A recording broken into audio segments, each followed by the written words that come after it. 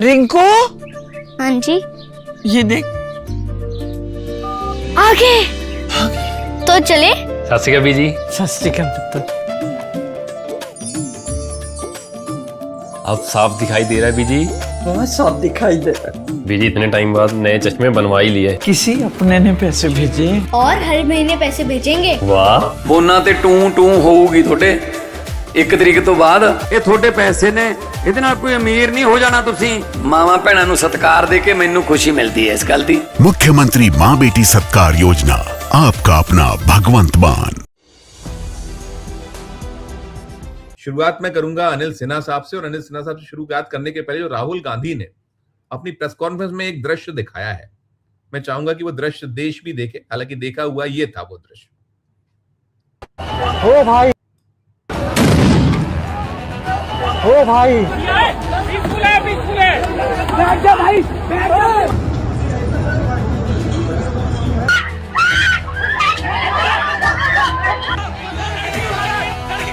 वो बेहोश पेशेंट के ऊपर चढ़ के गए, उन्हें डंडा मारा मेरी आंखों के सामने। और आप हम डॉक्टर्स हैं, हम शांति से हेल्प करने आए थे, हम नारे भी नहीं लगा रहे थे। उन्होंने बोला तुम्हें बुलाया किसने, डंडे मारे उन्होंने हमें। बंदूक से फायर किया गया और इसके शरीर में जो आपको दिख रहे हैं ये बंदूक के छर्रे हैं।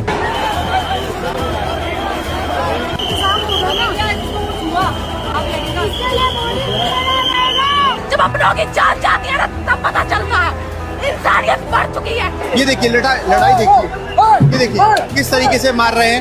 ये लाठी चार्ज देख सकते हैं आप यहाँ पर।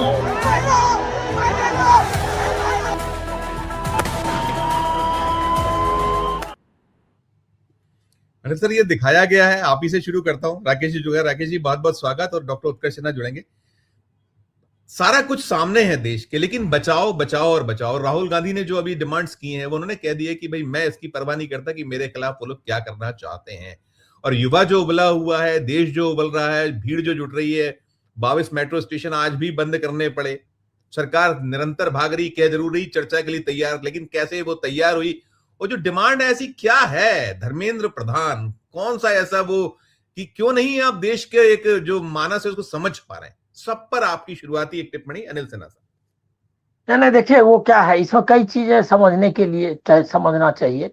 एक तो पहले से ही कांग्रेस एनएसयूआई मूवमेंट कर रही थी इसके खिलाफ, नीट पेपर लीक के मामले को लेकर के। और पेपर लीक के मामले को लेकर के उन्होंने कई जगह शिक्षा पूरा सिस्टम के बारे में ही उन्होंने कई प्रदर्शन किए, और उसको किस तरह से उन्होंने लाठी चलाई, और उसके बाद उन पर लाठी चार्ज के साथ साथ वाटर कैनन सब कुछ थे, वो सब पब्लिक डोमेन में है। तो एक तो मूवमेंट पहले से चालू था, विपक्ष भी काफी मुखर था। इस बीच में कॉकरोच पार्टी आई। कॉकरोच जनता पार्टी के बारे में लोग एक चीज ध्यान में नहीं समझ रहे हैं कि कॉकरोच जनता पार्टी जो आई वो सिर्फ एजुकेशन के मुद्दे पर नहीं आई थी। वो जो कमेंट किया था युवाओं पर, बेरोजगारों पर, उसको काउंटर करने के लिए, कल्चरल काउंटर सटायर के लिए, नाम मतलब सटायर के तरीके से वो उस पे आया। उसने बाद में ये नीट पेपर लीक का मामला अपने हाथ में ले लिया और इसको एक ऑर्गेनाइज्ड मूवमेंट में बदलने की कोशिश कर रही है। तो ये समझना चाहिए कि ये पेपर जो आपने जंतर मंतर पर परसों देखा, उसको ये नहीं समझना चाहिए कि ये पेपर लीक नीट का, उसमें 1% छात्र भी नहीं था। उसमें 99% छात्र जो थे, युवा जो थे, और उसमें कुछ छात्र थे, कुछ युवा थे, बेरोजगार युवा थे। तो ये पूरा यूथ का एक तरह से एक्सप्रेशन है, जो होपलेसनेस है, जिस तरह की मतलब धांधली है एजुकेशन मतलब एग्जामिनेशन सिस्टम में, और कोई भविष्य नहीं है। पढ़ाई स्कूल कॉलेज जिस तरह चल रहे हैं, प्राइवेटाइजेशन हुआ, तो शिक्षा दूर हो रही है गरीब लोगों के हाथ से, और दूसरी तरफ रोजगार नहीं है। और उसके बाद बीच में मनमाना ये है जिसमें भ्रष्टाचार है। तो ये सब के विरुद्ध में युवा आए। और जब आप देखेंगे अलग अलग वीडियोज और बात करते हुए नारे देखेंगे तो आपको समझ में आएगा कि ये शिक्षा और रोजगार से भी ज्यादा से सब मिला करके एक जो पूरा अभी अभी व्यवस्था चल रही है उसके प्रति गुस्से का इजहार है। तो उसको यहाँ लिमिट नहीं करना चाहिए। एक तरह से जो 14 साल में 12 साल में इन्होंने डेमोक्रेसी को हाईजैक कर लिया है, उसको लिमिट कर दिया है, उसको वापस लाने के लिए लोग आए। वो भले ही लोकतंत्र का नारा अभी एग्जैक्ट नारा नहीं लगाया उन्होंने, आए नीट पेपर लीक के मामले में बात करने लगे, एजुकेशन सिस्टम के बारे में, बेरोजगारी के बारे में, लेकिन ये है असल में लोकतंत्र को रिक्लेम करने का आंदोलन जो कि दिखाई दिया। और सबसे बड़ी बात है कि इतने उकसावे के बाद भी लोगों ने, हिंसक नहीं हुई भीड़। तो इसीलिए लोग जो इसको बताते हैं, मैं इसका विरोध करता हूं कि लोग बताने लगते हैं कि ये जेन जी का आंदोलन है, और बांग्लादेश में आपने कैसे देखा है, आपने नेपाल में कैसे उनके यहाँ कोई ट्रेडिशन नहीं, बड़ा स्ट्रॉन्ग ट्रेडिशन जो ये क्या कहते हैं लोकतंत्र का नहीं है। वो अभी इंस्टीट्यूशन बिल्डिंग में ही लगे हुए थे। बांग्लादेश से जब जब ट्राई करता है इंस्टीट्यूशन बिल्ड करने का लोकतंत्र का, बीच में टूट जाता है। और नेपाल की भी वही हालत है। भारत में जो आजादी के आंदोलन के समय से ही एक पक्के लोकतंत्र का, जो कि कई मायनों में दुनिया के बाकी हिस्सों से ज्यादा प्रोग्रेसिव, ज्यादा आगे बढ़ा हुआ था। पहली बार से एक साथ सबको मताधिकार ये कहीं किसी देश ने नहीं दिया हिंदुस्तान के अलावा। ये भारतीय संविधान की ये क्या कहते हैं अचीवमेंट जिसको कहते हैं वो है। दूसरा, महिलाओं को वोट का अधिकार एक साथ पहली बार मिला। इंग्लैंड वगैरह में आते आते पूरा अधिकार देते थे 1919 या 21 में उनको। माफी चाहूंगा, ये चीजें तो आप बता रहे हैं बिल्कुल है ही, लेकिन अभी जो हालात जिस तरह के, और अभी तो क्या कर रहे हैं कि राहुल गांधी का जो कदम था वो अलोकतांत्रिक था, कहा नितिन नवीन। मैं आ रहा हूं, आपको जरा इसको पर्सपेक्टिव में मैं रख रहा था। वो आप समझिए कि ये सारा कुछ जो मतलब ये लोकतंत्र का एक्सप्रेशन जो ये आरोप लगा रहे हैं कि इसमें यहाँ तक नैरेटिव चला रहे हैं कि बाहर से, पाकिस्तान से, और फिर क्या कहते हैं जो छात्र नहीं थे और उसका जानबूझ करके करने वाला, मतलब इस टाइप से एक तरह साजिश, षड्यंत्र, ये सब मामला नहीं है। जो लोकतंत्र की जड़ें गहरी है यहाँ, और उसके हिसाब से लोगों ने एक्सप्रेस किया अपने को। इतने के बाद जो मैं पॉइंट बता रहा था कि इतने के बाद भी यहाँ एक संपत्ति का नुकसान नहीं हुआ। वो इलाका कौन सा है? वो इलाका सबसे जो नर्व सेंटर है हिंदुस्तान का, संसद है, स्टेट बैंक ऑफ इंडिया का, क्या कहते हैं पंजाब नेशनल बैंक का, LIC का, सबके हेडक्वार्टर्स हैं सारे। वो सारा इलाका जो है, ये जो देश के जो सबसे जरूरी महकमा है सबका वहां, किसी ने एक कांच भी नहीं फोड़ा, ये बात बताने का। तो ये जो ट्रेनिंग है अहिंसक लोकतांत्रिक शांतिपूर्ण आंदोलन का, वो मेंटेन किया उन्होंने। तो ये यही है अंतर। बांग्लादेश, नेपाल, इसकी तुलना करके आप इसको कमजोर करते हैं, इसकी तुलना करने की जरूरत नहीं है। ये जो था ये रियल एक्सप्रेशन था, जो भारतीय लोकतंत्र की जो परंपरा है उसको वापस लाने का था। उसके विपरीत ये प्रधानमंत्री लोग आ रहे हैं और ये सुरक्षित निकाले गए, ये नैरेटिव चला है।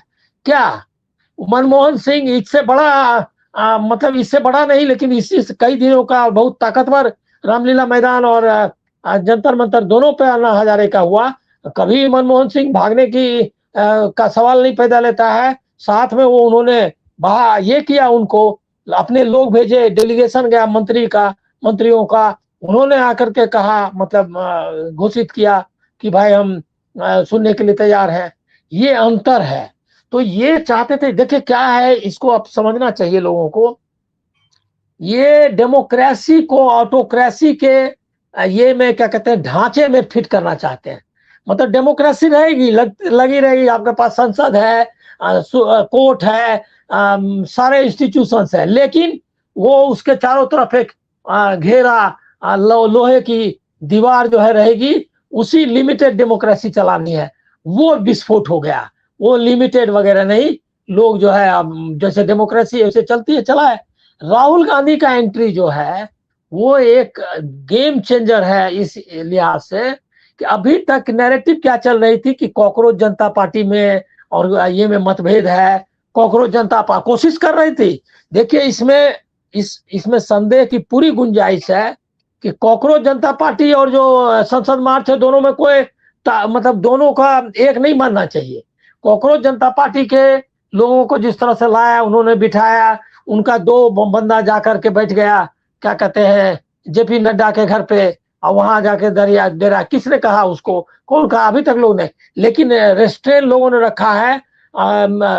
ये ऐसा या बाकी एसएफआई या एसएफ ये नहीं इन पे आरोप लगा रहे हैं, लेकिन ये बात तो बनती है कि किससे पूछ करके गया था वो। तो ये उनके सोनम वांगचुक की जो ताजा चिट्ठी कुछ हुई है, आई है बाहर, उसमें तो स्पष्ट कह रहे हैं कि हमें आश्वस्त किया है कि हम धर्मेंद्र प्रधान को हटा देंगे, आपका जो बच्चे मारे गए उनको, उनकी चिट्ठी भी ताजी हुई। तो ये चीजें क्या कहती है, इसको कैसे आप डिकोड कीजिए? नहीं, ये डिकोड करने के कुछ नहीं है। वो बताना चाहते हैं, वो नकली विपक्ष तैयार करना चाहते हैं उनके जरिए, जो नहीं हो सकता है। वो जो है आईएलओपी जो कि ऑथराइज्ड है इंडिया के हर एक नागरिक के बारे में बोलने के लिए, संविधान उसको नियुक्त किया है, क्योंकि जो सरकार के पास लोगों का आवाज पहुंचाने के लिए वो बाकायदा अधिकृत आदमी है, उससे हम बात नहीं करेंगे। हम सोनम वांगचुक से बात करेंगे और उसको बताएंगे कि हम इस्तीफा देंगे या नहीं, आश्वासन। ये क्या है? ये है नकली विपक्ष तैयार करने का कि हम जो चाहते हैं वही विपक्ष हो। अरे तुम चाहने वाले कौन हो भाई? उसको तो देश ने बनाया है विपक्ष का नेता। विपक्ष का नेता का अर्थ ही होता है कि विपक्ष जो है, जो भी सरकार में नहीं है, उस सब का प्रतिनिधि है वो, चाहे कोई पार्टी हो, कोई नागरिक हो, सबका प्रतिनिधि राहुल गांधी है। ये तो बनाया है, जैसे तुम प्रधानमंत्री है पूरे देश का, आप है प्रधानमंत्री, उसी तरह वो पूरे देश का विपक्ष का नेता है। वो थोड़े उसका उस अधिकार को उसी हैसियत से गया था मिलने। लेकिन ये जो है तानाशाही का देखिए रवैया कि जब वो विपक्ष का नेता वहां बैठा हुआ है तो उनको खुद आना चाहिए था मिलने के लिए। अरे रामदेव और अन्ना हजारे से मिलने के लिए सीनियर मिनिस्टर्स कपिल सिब्बल, प्रणब चौधरी, ये प्रणब मुखर्जी, चिदम्बरम, ये सब उनसे बातचीत करते थे। और ये तो क्या कहते हैं, ये अपने ये तो ये है सांसद तो है, विपक्ष का नेता है और देश की सबसे बड़ी पार्टी का नेता है। उससे हम नहीं मिलेंगे, उससे हमारा मंत्री नहीं, एक जूनियर मिनिस्टर जाएगा। ये सब है क्या कि ये सब है लोकतंत्र को नीचा दिखाने का, लोकतांत्रिक जो संस्थाएं हैं उसको मतलब उसको महत्व नहीं देने का। हम संसद में बात नहीं करेंगे। और आप बताइए, अभी पूरा जो भी कवर किया है संसद, उसको मालूम है कि जब संसद चल रहा हो तो सरकार का स्टेटमेंट या कोई सरकारी फैसला उस संसद में बताना है, वो बाहर में मन की बात नहीं करनी है। वो नहीं है, परंपरा नहीं है। वो आपको यहाँ आके स्टेटमेंट देना है, छोटा कहीं इवन कहीं दुर्घटना हो जाती है तो परंपरा यही है कि उस दुर्घटना पर भी संवेदना व्यक्त करना है आपको। संसद में आके बीच में रोक करके बोलेंगे 5 लोग मर गए हैं, उनको हम शोक संवेदना करते हैं। यहाँ तो ये सारा कुछ हम संसद में नहीं मानेंगे, विपक्ष का नेता नहीं मानेंगे, और लेकिन प्रधानमंत्री हमको चुन के दिया है इसीलिए जो मनमानी करेंगे। तो चुनने के लिए, प्रधानमंत्री बनने के लिए आप संविधान चाहिए, लेकिन बाकी चीज के लिए संविधान नहीं चाहिए। ये जो अंतर है, तानाशाही के ढांचे में लोकतंत्र फिट करने की कोशिश है, उसी का लोगों ने प्रतिकार किया है और ये अब रास्ते पर आ गया है। हम लोग बहुत निराशावादी था मैं कि कुछ नहीं कर पाएगा विपक्ष, चुनाव हारता रहेगा, कुछ इधर उधर ट्वीट करेगा या कहीं पर 1-2 जुलूस निकालेगा और ये चलता रहेगा कार्रवाई का। लेकिन जनता ने, यही हम लोगों को अंदाजा नहीं हो पाता है कि जनता जो है ये कार्रवाई को मतलब फुस जिसको कहते हैं करना, वो फुस कर दिया है।